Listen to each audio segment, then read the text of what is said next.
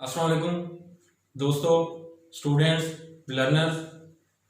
मेरा प्रीवियस जो टॉपिक था वो मेरा न्यूक्लियस के मुतालिक था। न्यूक्लियस के स्ट्रक्चर और फंक्शन के मुतालिक मैंने बात की थी और मैंने आप लोगों को बताया था कि न्यूक्लियस जो कि प्रोकैरियोटिक सेल में नहीं पाया जाता और यूकैरियोटिक सेल में पाया जाता है। न्यूक्लियस के पास दो मेम्ब्रेन्स होती हैं, दो मेम्ब्रेन्स में कवर होता है। एक आउटर मेम्ब्रेन कहलाती है, एक इनर मेम्ब्रेन कहलाती है। दोनों मेम्ब्रेन्स की जो मौजूदगी है, दोनों मेम्ब्रेन्स की मौजूदगी वो न्यूक्लियर मेम्ब्रेन में नहीं कहलाती बल्कि वो न्यूक्लियर एनवेलप कहलाती है। और उस न्यूक्लियर एनवेलप में जो बाहर वाली मेम्ब्रेन है वो हमवार है और अंदर वाली मेम्ब्रेन जो है वो इनसाइड पे वो न्यूक्लियर लैमिन के साथ अटैच्ड है, जिसे लैमिन ए, लैमिन सी और लैमिन बी के नाम से मैंने बताया था। उसकी 3 टाइप्स बताई थी। अब उसके अलावा इस न्यूक्लियर एनवेलप में मैंने ये कहा था अपने प्रीवियस लेक्चर में कि इसमें छोटे छोटे सुराख होते हैं, न्यूक्लियोपोर्स होते हैं जिनका डायामीटर 10 to 100 नैनोमीटर होता है और ये राइबोसोम्स की ट्रांसपोर्ट में इन्वॉल्व हैं। वो राइबोसोम्स जो बन रहे हैं न्यूक्लियस के स्ट्रक्चर न्यूक्लियोलस में और वहां से वो 40S के जो राइबोसोम का सब यूनिट है वो पहले मूव करता है outside the unit, outside the membrane, then 60S वाला मूव करता है, वो बाद में मैच्योर होता है, वो बाद में मूव करता है। अब यहां पे मैंने ये कहा था न्यूक्लियस के अंदर मौजूद डीएनए की रेप्लिकेशन के लिए डीएनए स्टैंड के साथ मौजूद हिस्टोन्स प्रोटीन्स जिनके गिर्द थ्रेड लाइक स्ट्रक्चर जो है न्यूक्लियस का वो रैप होता है और रैप होने के बाद एक न्यूक्लियोसोम बनाता है। वो हिस्टोन्स प्रोटीन्स जो चाहिए होती हैं वो आती हैं, बनती हैं कहां पे? राइबोसोम्स में। और राइबोसोम्स में बनने के बाद वो प्रोटीन्स क्या हैं? वो बन आती हैं साइटोप्लाज्म से न्यूक्लियोप्लाज्म के अंदर। किसके थ्रू? न्यूक्लियोपोर्स के थ्रू। और 1 मिनट में 100 जो है वो क्या आती हैं? 1 मिनट में 100 जो है वो हिस्टोन्स प्रोटीन्स आती हैं और वो इन्वॉल्व होती हैं जब खसूसन सेल डिवाइड कर रहा होता है। जब खसूसन सेल डिवाइड कर रहा होता है, डीएनए रेप्लिकेट कर रहा होता है, उस वक्त हिस्टोन प्रोटीन की तादाद ज्यादा चाहिए होती है। बहरहाल न्यूक्लियोलस में राइबोसोम्स की प्रोडक्शन होगी और ये न्यूक्लियोपोर्स जो हैं वो मैंने कहा ट्रांसपोर्टेशन में इन्वॉल्व है। बहरहाल ये मैंने न्यूक्लियस के मुतालिक बताया। मैं अब चलता हूं अपने नए टॉपिक की तरफ। और जो लोग मेरे इस चैनल पे आए हैं, न्यू आए हैं, वो मेरे इस चैनल को सब्सक्राइब भी करें, बेल आइकन को भी प्रेस करें और अगर मेरा वीडियो लेक्चर पसंद आए तो इसको लाइक और शेयर करना मत भूलें ताकि आप लोगों को मेरा जो हर आने वाला वीडियो लेक्चर है उसका नोटिफिकेशन आपके मोबाइल की स्क्रीन पर मुयस्सर आ सके। अब हम चलते हैं कि हमने कल बात की थी कि न्यूक्लियस मौजूद होता है जिस सेल में, उसे यूकैरियोटिक सेल कहा जाता है। यू का मतलब है ट्रू, यू का मतलब है ट्रू जो है। अब यू का मतलब है ट्रू है। अब इस ट्रू में, ट्रू का मतलब है कैरियन, का मतलब है न्यूक्लियस, कैरियन, इसका मतलब है न्यूक्लियस। और यू का मतलब है ट्रू, कैरियन का मतलब है न्यूक्लियस। वो सेल जिसमें न्यूक्लियस पाया जाता है, वो सेल जिसमें न्यूक्लियर एनवेलप के अंदर उस सेल का तमाम जेनेटिक मटेरियल जो है वो क्रोमोसोम्स की शक्ल में हो, वो डीएनए की शक्ल में हो, वो आरएनए की शक्ल में हो। मैंने क्या कहा? एक सेल जिसका जेनेटिक मटेरियल डीएनए की शक्ल में हो, आरएनए की शक्ल में हो या क्रोमोसोम्स की शक्ल में हो, वो अगर एक न्यूक्लियर एनवेलप के अंदर बंद होता है, न्यूक्लियर एनवेलप के अंदर बंद होता है, वो न्यूक्लियस कहलाता है। तो उस न्यूक्लियस की मौजूदगी उस सेल को एक ट्रू न्यूक्लियस रखने वाला, एक ट्रू कैरियन रखने वाला सेल कहलाता है, जिसे यूकैरियोटिक सेल कहा जाता है। एक ट्रू न्यूक्लियस रखने वाला सेल क्या कहलाता है? यूकेरियोटिक सेल कहलाता है। जबकि दूसरी जानिब वो सेल है जिसके पास न्यूक्लियस नहीं होता, जिसके पास न्यूक्लियस नहीं होता, जिसका जेनेटिक मटेरियल है, मैं फिर कह रहा हूं, वो चाहे आरएनए की शक्ल में हो, चाहे डीएनए की शक्ल में हो, या फिर क्रोमोसोम की शक्ल में हो, वो सेल के अंदर साइटोप्लाज्म में पड़ा होता है, उसके गिर्द कोई मेम्ब्रेन नहीं होती है, वो मेम्ब्रेन बाउंडेड नहीं होता है, नो वो क्या है, साइटोप्लाज्म के अंदर पड़ा होता है, कोई उसके गिर्द न्यूक्लियर एनवेलप नहीं होता, कोई न्यूक्लियस नहीं होता। वो सेल जो न्यूक्लियस के बगैर है, उसका जेनेटिक मटेरियल साइटोप्लाज्म में आजादाना पड़ा हुआ है, फ्रीली पड़ा हुआ है, कवर्ड नहीं है न्यूक्लियस के अंदर, उस सेल को प्रोकैरियोटिक सेल कहा जाता है। उस सेल को क्या कहा जाता है? उस सेल को प्रोकैरियोटिक सेल कहा जाता है। Pro stands for before, pro का मतलब है बिफोर, कैरियन का मतलब है न्यूक्लियस, मतलब कि ये वो सेल है, ये वो सेल है जो न्यूक्लियस की मौजूदगी से पहले का है, जिसमें न्यूक्लियस की मौजूदगी नहीं होती है। ये वो सेल है जिसमें न्यूक्लियस मौजूद नहीं होता, प्रोकैरियोटिक सेल कहलाता है। जब एक तरफ यूकेरियोटिक सेल है, दूसरी जानिब प्रोकैरियोटिक सेल है, वो ऑर्गेनिज्म जिसमें यूकेरियोटिक सेल पाया जाता है, वो यूकेरियोटिक ऑर्गेनिज्म या फिर यूकेरियोट कहलाता है। मैंने क्या कहा? वो ऑर्गेनिज्म जिसके अंदर यूकेरियोटिक सेल पाया जाता है, जो वो ऑर्गेनिज्म जो यूकेरियोटिक सेल पर मुश्तमिल होता है, वो चाहे यूनिसेलुलर हो पैरामीशियम की शक्ल में, या फिर वो मल्टी सेलुलर हो ह्यूमन बीइंग की शक्ल में, वो सेल वो ऑर्गेनिज्म जिसके पास यूकेरियोटिक सेल पाया जाता है, वो यूकेरियोटिक ऑर्गेनिज्म कहलाता है या यूकेरियोट कहलाता है। और वो सेल जिसके पास प्रोकैरियोटिक सेल पाया जाता है, वो प्रोकैरियोटिक ऑर्गेनिज्म या प्रोकैरियोट कहलाता है। अब यहाँ पे मैंने डायग्राम बनाई है, जैसे प्रोकैरियोटिक सेल में मैंने एग्जांपल बैक्टीरिया की दी है। अब बैक्टीरिया के पास यहाँ पे प्रोकैरियोटिक सेल में सेल वॉल भी मौजूद है, सेल मेम्ब्रेन भी मौजूद है, राइबोसोम 70S के मौजूद है, फ्लैजेला भी मौजूद है। और यहाँ पे आप देखें, ये जो मैंने डीएनए बनाया है, इस डीएनए के गिर्द कोई कवरिंग नहीं है, कोई न्यूक्लियर एनवेलप नहीं है इस डीएनए के गिर्द। ये एक आजाद साइटोप्लाज्म के अंदर पड़ा हुआ है, ये प्रोकैरियोटिक सेल है। जबकि दूसरी जानिब मैंने एक एनिमल सेल बनाया है जो यूकेरियोटिक सेल है। इसमें देखें, इसके पास सेल मेम्ब्रेन है, इसके पास वैक्यूल है, इसके पास ये न्यूक्लियस है, न्यूक्लियस में क्रोमोसोम्स पड़े हुए हैं, ये न्यूक्लियोलस है, ये माइटोकॉन्ड्रिया है, राइबोसोम्स हैं, लाइसोसोम है। लेकिन ये चीज देखें कि यहाँ पे इसका जेनेटिक मटेरियल जो कि क्रोमोसोम्स की शक्ल में पाया गया है, वो एक मेम्ब्रेन में कवर्ड है, वो एक न्यूक्लियस के अंदर पड़ा हुआ है। जबकि यहाँ पे आपको वो जेनेटिक मटेरियल जो है वो बिल्कुल आजाद नजर आ रहा है, वो किसी मेम्ब्रेन के अंदर कवर नहीं है। लेकिन यूकेरियोटिक सेल में ये आपको न्यूक्लियस नजर आ रहा है, इस न्यूक्लियस के अंदर वो जेनेटिक मटेरियल वो कवर्ड है। ठीक है, तो ये एक यूकेरियोटिक सेल है, जबकि ये एक प्रोकैरियोटिक सेल। इनको डायग्राम से मैंने आप लोगों को बताया है। अब बात आगे करते हैं कि प्रोकैरियोटिक सेल में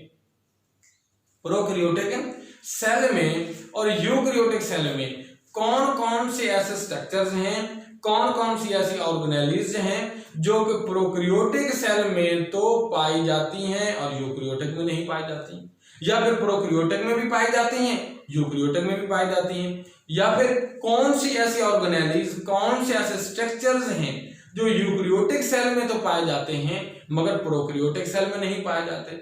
आइए अब हम देखते हैं, इनके कंपैरिजन करते हैं, कंपैरेटिवली स्टडी करते हैं इनके मुतल्लिक जो है वो। अब पहला पॉइंट है कि सेल वॉल। सेल वॉल आपको पता है कि सेल मेम्ब्रेन के बाहर आउटर साइड पे पाई जाने वाली एक कवरिंग का नाम है, जो कि सेलुलोज वगैरह की, काइटिन वगैरह की, पेप्टाइडोग्लाइकन की, हेमीसेलुलोज की, लिग्निन वगैरह मटेरियल की बनी होती है। जो रिजिड स्ट्रक्चर है, जो जिन सेल में पाई जाती है, उनको शेप और उनको जो है वो एक मुनज़्ज़म किस्म का स्ट्रक्चर जो है वो फराहम करती है। अब ये सेल वॉल प्रोकैरियोट में भी पाई जाती है यूकैरियोटिक सेल में भी पाई जाती है। प्रोकैरियोटिक सेल में भी सेल वॉल पाई जाती है, यूकैरियोटिक सेल में भी पाई जाती है। प्रोकैरियोटिक सेल जैसा कि बैक्टीरिया वगैरह है, इसमें ये सेल वॉल इसका मेजर मटेरियल सेल वॉल जिस मेजर मटेरियल से बनी हुई है वो मटेरियल पेप्टाइडोग्लाइकन का कहलाता है। अब पेप्टाइडोग्लाइकन एक कॉन्जुगेट मॉलिक्यूल है।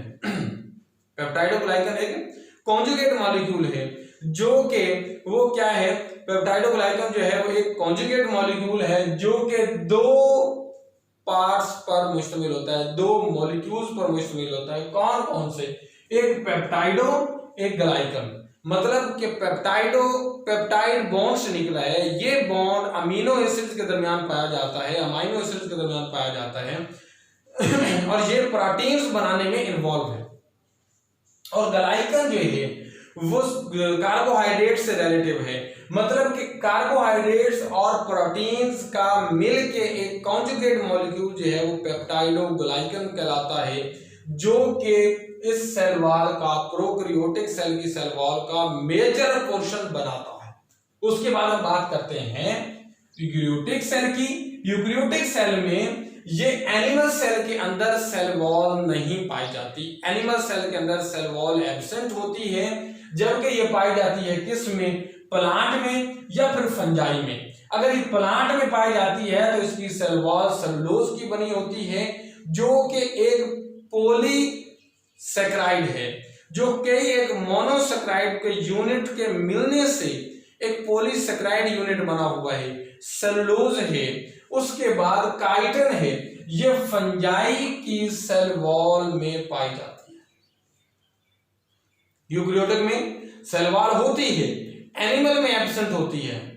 एनिमल में एब्सेंट होती है, पाई जाती है प्लांट्स में और पाई जाती है फंजाई में। प्लांट्स की जो सेल वॉल है वो बनी होती है सेलुलोज की, जो कि पॉलीहाइड्रोक्सी मटेरियल है मोनोसेकेराइड का, जो कि पॉलीसेकेराइड मटेरियल है मोनोसेकेराइड्स का, वो मोनोसेकेराइड के मिलने से बनी होती है। काइटिन जो है एक वैक्सी मटेरियल है, ये फंजाई की सेल वॉल बनाती है, ये सेलुलोज प्लांट की सेल वॉल बनाती है। हम आगे दूसरे पॉइंट की तरफ चलते हैं कि राइबोसोम मौजूद है प्रोकैरियोटिक सेल में भी, राइबोसोम मौजूद है यूकैरियोटिक सेल में भी। प्रोकैरियोटिक सेल में राइबोसोम का जो साइज है, स्मिडबर्ग यूनिट है, सेडिमेंटेशन कोएफिशिएंट है, कांस्टेंट है, ये 70s का है। राइबोसोम का साइज 70s है और प्रोकैरियोटिक सेल का जो साइज है वो कितने s का है? वो 80s का। ये लार्जर है। सेल के अंदर पाए जाने वाले राइबोसोम, यूकैरियोटिक सेल का राइबोसोम, उसका साइज 80s है। प्रोकैरियोटिक सेल का राइबोसोम जो है उसका साइज 70s है।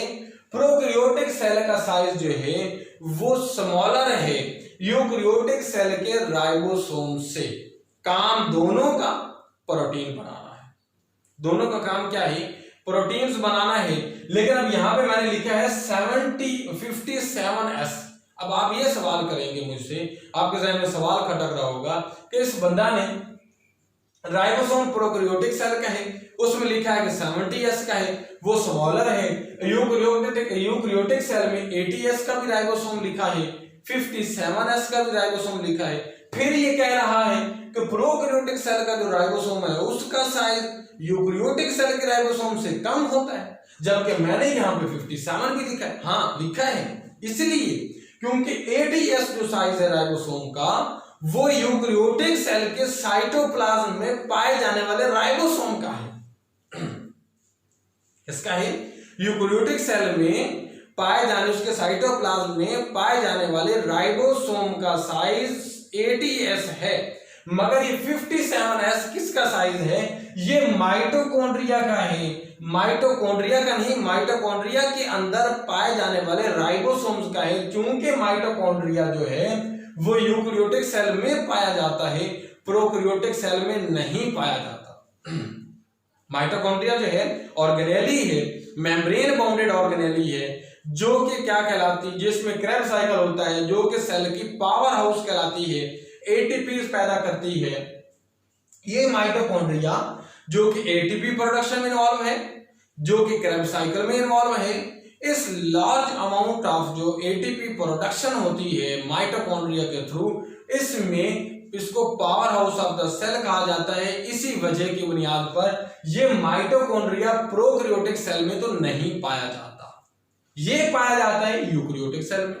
अब इस माइटोकॉन्ड्रिया के माइटोकॉन्ड्रियल मैट्रिक्स में, माइटोकॉन्ड्रिया के माइटोकॉन्ड्रियल मैट्रिक्स में राइबोसोम्स जो पाए जाते हैं उनका साइज 57S है। इसलिए डोंट बी कंफ्यूज्ड हियर, आपको कंफ्यूज होने की जरूरत नहीं है। मैंने जो कहा है वो राइट है कि राइबोसोम्स जो यूकैरियोटिक सेल के हैं उनका साइज लार्जर देन किसके, प्रोकैरियोटिक सेल में पाए जाने वाले राइबोसोम्स का है। ये 57S उस राइबोसोम का है जो पाया माइटोकॉन्ड्रिया में जाता है और माइटोकॉन्ड्रियल के मैट्रिक्स में पाया जाता है, जबकि माइटोकॉन्ड्रिया जो है वो प्रोकैरियोटिक सेल में एब्सेंट है, यूकैरियोटिक सेल में पाया जाता है। इसी वजह की बुनियाद पर मैंने ये लिखा है कि माइटोकॉन्ड्रिया में पाए जाने वाले राइबोसोम्स का साइज को यूकैरियोटिक सेल में लिखा है, क्योंकि वो जिसमें राइबोसोम जिस ऑर्गेनेली में पाया जाता है, जिस माइटोकॉन्ड्रिया में पाया जाता है, वो यूकैरियोटिक सेल में प्रेजेंट है, प्रोकैरियोटिक में एब्सेंट है। That's why I make it here. उसके बाद हम बात करते हैं क्लोरोप्लास्टिड्स की। ये वो ऑर्गेनेली है जिसमें क्लोरोफिल पाया जाता है, जिसमें ग्रेनम पाए जाते हैं, जिसमें थाइलाकॉइड पाए जाते हैं, जो फोटोसिंथेसिस में इन्वॉल्व है, जो ग्लूकोज की प्रोडक्शन में इन्वॉल्व है। ये कुछ प्रोकैरियोटिक सेल में पाए जाते हैं और ये यूकैरियोटिक सेल में भी कुछ में पाए जाते हैं, क्योंकि ये प्लांट में तो पाए जाते हैं, जबकि एब्सेंट है फंजाई में भी और एनिमल सेल में भी। हम अब आगे बात करते हैं। और सेंट्रियोज जो है इन ऑर्गेनेलीज पे मैं अपने प्रीवियस लेक्चर्स में बेहतरीन लेक्चर्स दे चुका हूं। जो मजीद इनके मतलब जानना चाहे मेरे प्रीवियस लेक्चर्स को देख सकता है।